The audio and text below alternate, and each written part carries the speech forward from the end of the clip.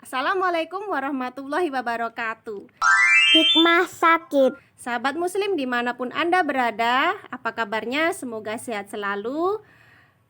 Sahabat muslim, pada kesempatan kali ini saya ingin berbagi tausiah singkat, yaitu tentang sakit sebagai ujian Allah dan hikmahnya, ya.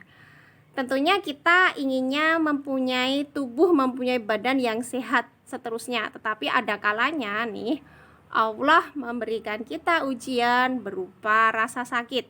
Nah, ternyata di balik sakit itu sendiri ada hikmahnya, ya. Apakah itu?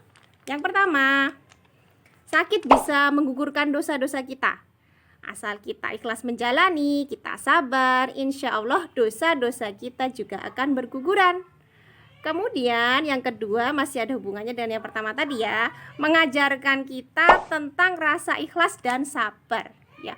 Kalau kita sakit, kita harus memanajemen hati dan pikiran kita biar kita nggak stres. Karena kalau kita stres, imun kita turun, maka akan semakin lama waktu kita untuk sembuh.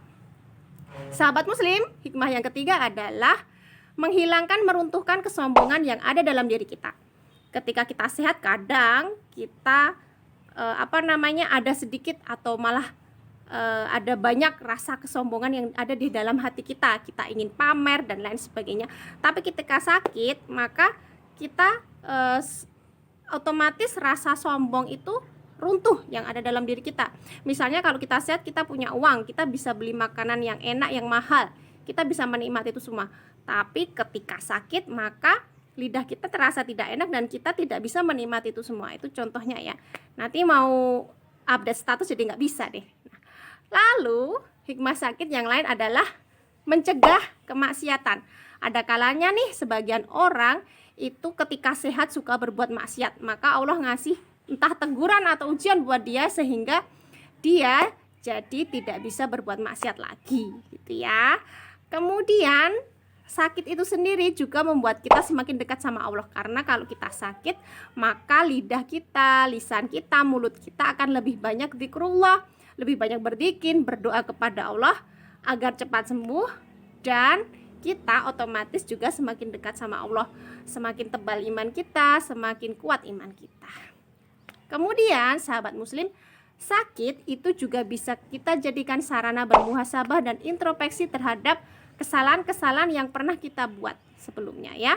Nah, ketika sehat mungkin kita terlalu sibuk memikirkan hal-hal duniawi sehingga nggak sempat tuh mikirin dosa-dosa kita, nggak sempat kita bertaubat. Nah, ini sebagai sarana taubat kita.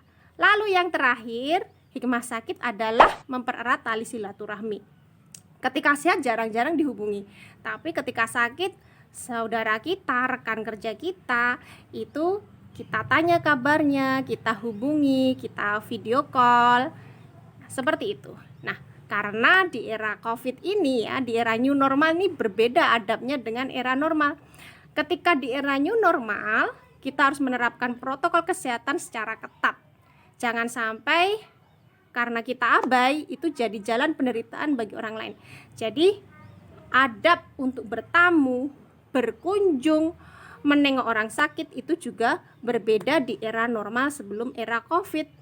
Jangan sampai nih seumpamanya kita nggak tahu ternyata kita jadi karier virus, kita menjenguk saudara kita yang sakit, saudara kita itu sebelumnya sudah punya penyakit atau komorbid dan karena kita menularkan virus padanya sehingga penyakitnya semakin parah. Nah, sahabat muslim, memang yang namanya hidup mati itu di tangan Allah, tapi sebagai seorang muslim jangan sampai perbuatan kita justru jadi jalan untuk menyakiti orang lain, ya, baik disengaja maupun tidak. Tetap saja yang namanya iman tanpa ilmu ambiar, ya sahabat muslim. Nah, sahabat muslim, demikian video singkat yang saya bikin, semoga bermanfaat buat kita semua. Assalamualaikum warahmatullahi wabarakatuh.